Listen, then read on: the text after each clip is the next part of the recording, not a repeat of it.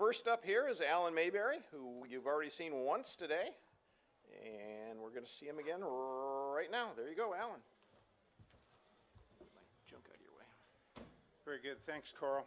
Pleasure to be back after warming you up this morning. So we're going to have some similar discussions to what we had this morning, because this morning I kind of carried you through some of our initiatives that we have going forward.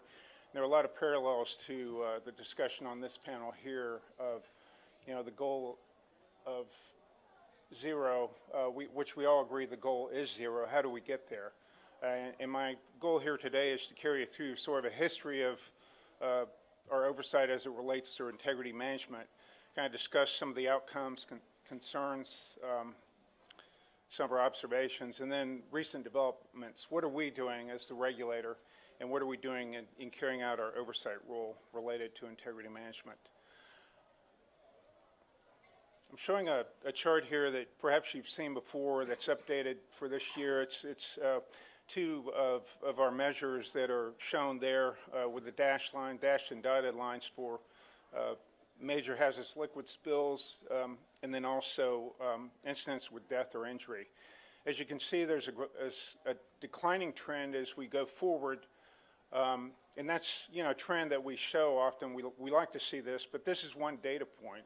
I would submit to you that really to get an overall picture of pipeline safety, there are multiple data points to really reflect the performance of the industry. While this is a number we like to see, unfortunately, incidents with death or injury are few. We need to learn from them and move forward from them and apply those learnings, because any injury or any death is unacceptable, any incident for that matter. And how do we get to zero? We find that to close that gap that you see, between where the number is as of the end of 2015 and between where it is or ended up there and zero, how do we get to zero? And we'll find that we've been in a cycle of accidents happen. Granted, they're low probability, high consequence events, but there's always a call for the regulator and industry to improve what they're doing. And we seem to be in that cycle of accidents happen, improve the regulations, implement the regulations, and the cycle starts over. How do we break that cycle? I'm going to talk a little bit about how we get there and how we see that we get there. But before I do that, I'll take you through a little walk down memory lane related to integrity management and the inception of integrity management as an oversight tool that PHMSA has used for the last 20 years. You'll recall the Bellingham accident of 1999 and then followed by Carlsbad in 2000. After that is when PHMSA issued the first integrity management regulations in the early 2000s. And the regulations had a prescriptive element to them and then also management-based elements. But the introduction of integrity management really was a major paradigm shift to how we oversee the industry and how pipelines are overseen by the operators, by the regulated community. But they introduced this concept of high consequence areas and risk assessments and risk frameworks to manage pipeline integrity. And knowing the risk, understanding the risk, and acting on that risk with preventive and mitigative measures that are used to address those risks or threats. We also included repair criteria as a prescriptive element. And as we go forward, I'm going to talk about it in a little bit, we're kind of tweaking those as we go forward. As we look to go to zero, we're looking to add a little more prescription to those requirements from the original regulations. And then, of course, like I said, the management-based elements, the performance-based, it was a paradigm shift, but it introduced the concept of risk management. It went beyond traditional requirements before that time of, say, managing corrosion on the pipeline, ensuring good corrosion protection, doing leak surveys, inspecting valves, inspecting regulators, pressure control equipment. It went beyond that to say, hey, understanding that pipelines vary in their operating environment, you need to determine what your operating environment is, what the threats of that environment are, and then apply measures to address the threats. In the early years of, through our baseline assessments done by operators, and then our first round of inspections, we learned a lot. But certainly we've learned that there were weaknesses in how operators assessed risks and the measures that they took to address the risks. And we really didn't see the maturing of the program and implementation of the program in the early days. And of course, we learned as well as the regulator. Again, it was not just a paradigm shift for the industry, it was a paradigm shift for the regulator, moving from overseeing and prescriptive focused regulation to more performance-based. So, you know, we were resource constrained, and of course, more recently we're addressing that, and I'll talk about that in a minute. But it was an adjustment for us. Again, it was a shift in how we look at pipeline safety, from checking if things were done on time to checking and reviewing risk assessment plans, and are they really relevant for the pipeline you know, that you're dealing with. So we had to adjust to that. And then, you know, and this was mentioned in the, which I love that session on performance versus prescriptive regulations, the challenge of enforcing, inspecting and enforcing those subjective regulation. It is a lot more work and does take, you know, a stronger case to move a case forward if there are issues that are found. And then just the, you know, the measuring of the program and, you know, continual improvement aspect. The focus on, you know, integrity management is really not, it's like safety management systems. It's not a, and it's actually a form of SMS, but it's not a destination. It's a journey of continual improvement, knowing and understanding your system. You know, we move forward back, you know, to 2010 when there were two notable incidents, San Bruno and Marshall, Michigan, one on natural gas transmission, the other one hazardous liquid.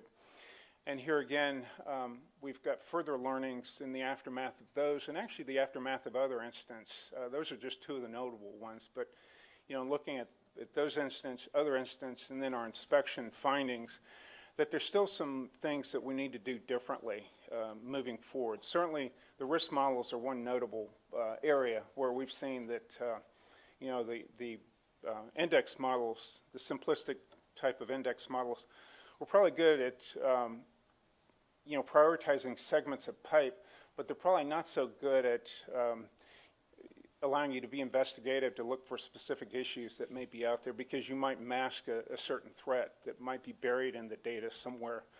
So we need to move beyond that, and I'll get to that in a minute on what we're doing about that and what we collectively are doing actually about that. And then, you know, just inadequate consideration of attributes is another finding more recently. You know, the variables right there, those are some of them. You know, notably lessons learned from other areas of the system. You know, for integrity management, it's not just about, you know, dealing with that one segment, but if you learn something about that's a threat in another part of your system, it needs to be, that learning needs to be applied in other segments, not just, you know, it needs to be taken to the segments that you're dealing with. And then, of course, using tools that were inadequate to address some threats. We saw issues where, you know, maybe the direct assessment was used where maybe crack detection tools might be a better tool to use in that area. And then just moving on, continuing on that, repair criteria and schedules have allowed some sizable defects to remain in service for long periods of time that in some cases will grow to failure. And then the analysis of discovered defects, and really the tendency to want to rationalize not excavating versus really actively seeking to investigate and look for and discover injurious or potentially injurious defects. Some examples there include, you know, certainly the Marshall incident where we had an issue of interactive threats, and then the more recent accident out in Santa Barbara on the Plains system where we had an issue of some undercalled inline inspection results, along with you know, the need to do a better job of validating tool performance. And that's a theme that we've seen there in particular, tool performance validation. So how do we get to zero? You know, certainly we need, it will rely on addressing the culture of, or the tendency to have a culture of minimum compliance. In other words, that it's not just about following the pipeline safety regulations, which is the minimum federal standard. It's the floor, it's the ceiling. I mean, it's the floor, and definitely not the ceiling of what needs to be done to ensure safety. It's a starting point, but actions need to be taken regardless of what the federal standard is to ensure safety. And I mentioned this earlier today as far as the cycle of just merely responding to the most recent incident, which we do. We respond to and learn from the more recent incidents, but we need to look and prevent the next incident. So that needs to be our focus. And that's why as we look to go to zero, we really are pleased to see the progress on pipeline safety management systems. You know, I applaud the collaborative effort that was done to develop that standard, the API 1173 standard, which was done in response to an NTSB recommendation. In fact, the standard was closed by NTSB as exceeding the expectations that they had when they made that recommendation. So it's actually a good story to tell on a standard that was developed in a collaborative way that was very meaningful for the pipeline industry. But we see that as a way of applying a systems approach to pipeline safety that will really drive us towards zero. And it's an initiative, an effort that's outside of what I can do or what we can do on the PHMSA team to issue regulations. Certainly that will always be a key part of the pipeline safety portfolio, if you will. But the voluntary actions and certainly the implementation of pipeline safety management systems by industry voluntarily we see as a key aspect to improve pipeline safety and to get towards zero.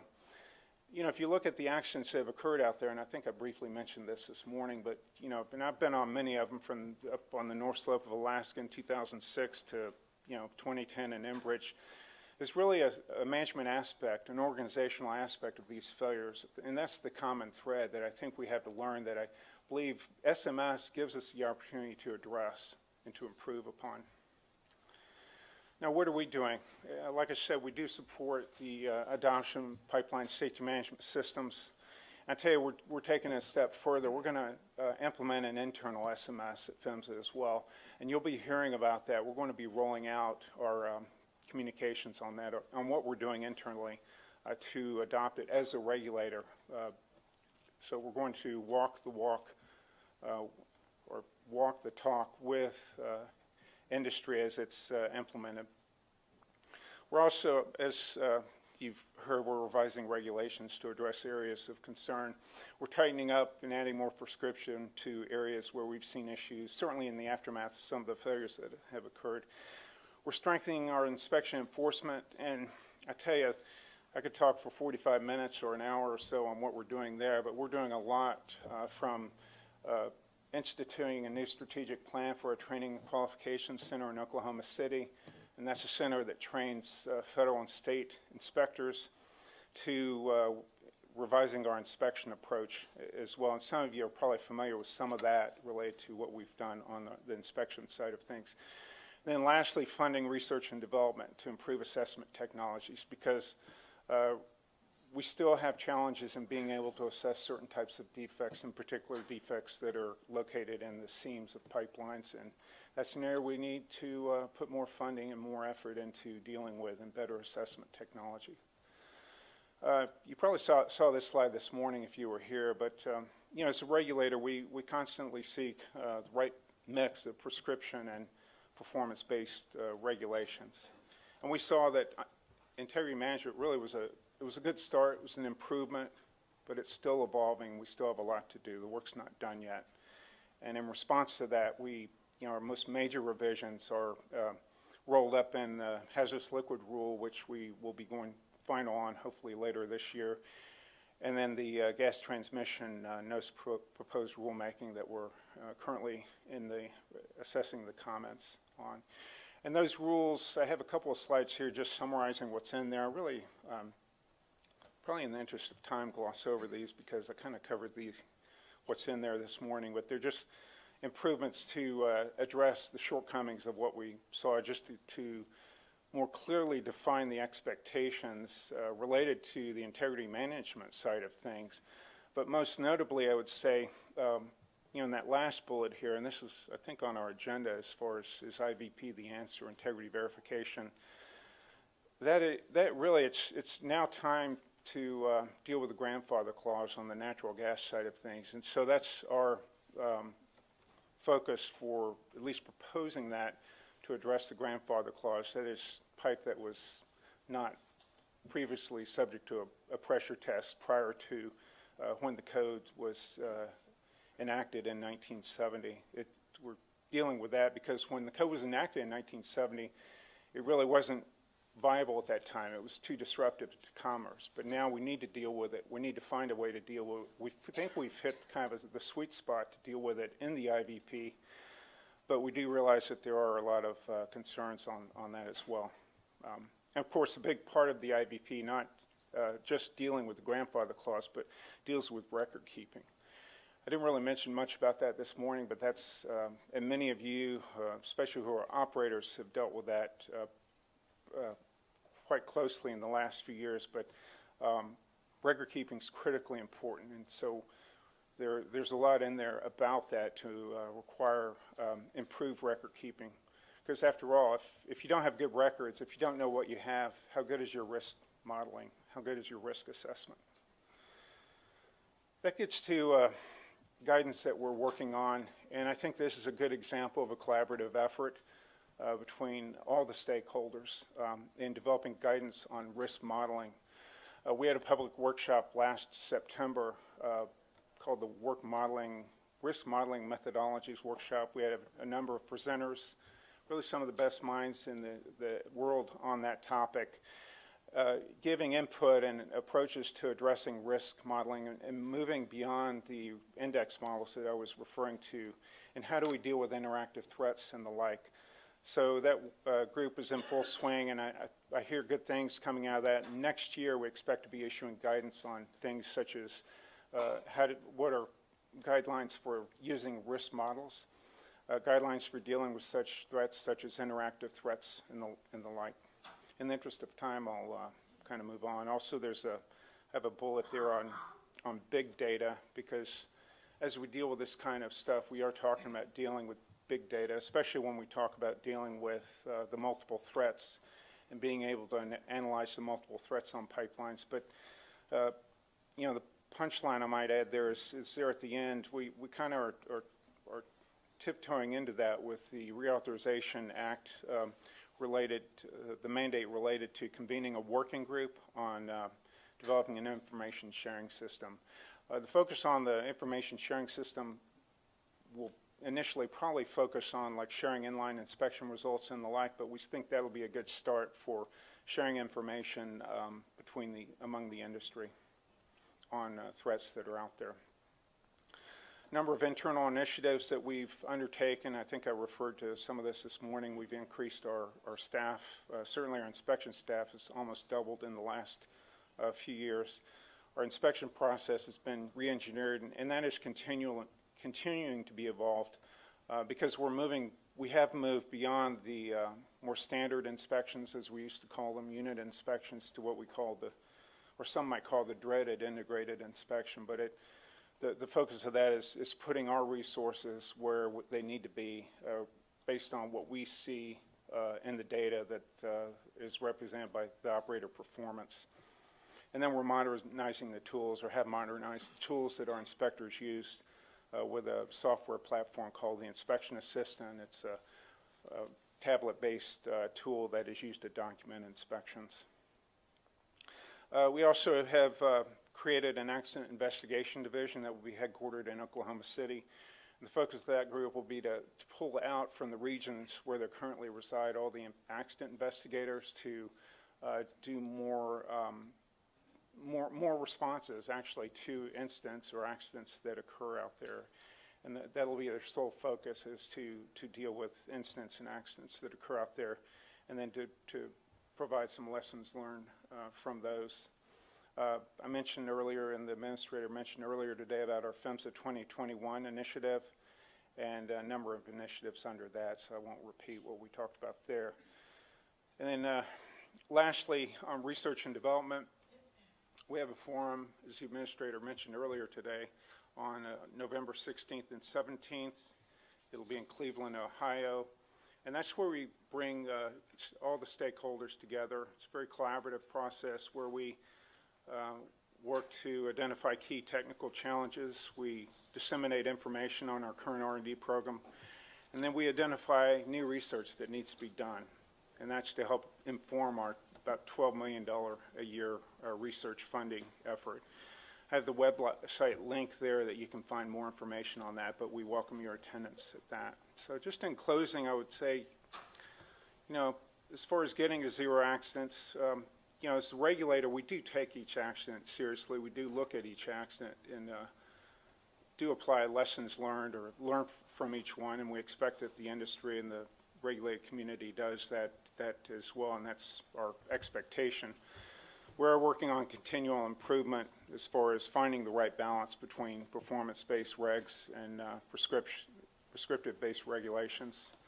And we are collaborating with all stakeholders. I think the risk modeling work group is an example of that work that we're doing to collaborate with stakeholders. We're working to improve our oversight performance. Key part of that is developing employees and training employees, and we have a huge re-engineering of our training program that's underway. Like I mentioned, that's for our facility in Oklahoma City. And then we're increased focus on improving how we handle data and analyze the data that we do collect. So again, and that's part of what we're doing, a big part of what we're doing to reach that goal of zero incidents. So with that, I appreciate your time, and I'll turn it over to the next one. Thank you.